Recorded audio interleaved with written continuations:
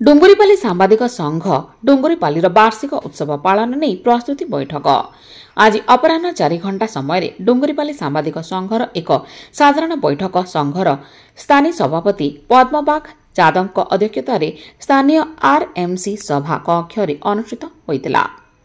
सभा प्रारंभ में संघ संपादक मुकेश भोई पूर्व बैठकर विवरणी पाठ करते संघ कोषाध्यक्ष सुदाम साहू सांबादिक संघ मार्फत सामाजिक वनीकरण शिक्षांक स्वास्थ्य संपर्कित कार्यक्रम उपरे सांगठनिक प्रक्रिया चालू रखा मत व्यक्त करते।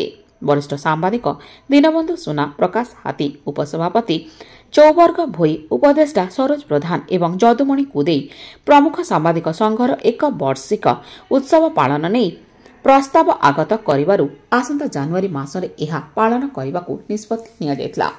पुनश्च सांबादिक संघर सशक्तकरण उपरे समस्त सभ्यों ने एक जरूरी बैठक डका जिबाकु संपादक मुकेश भोई को दायित्व दियागला।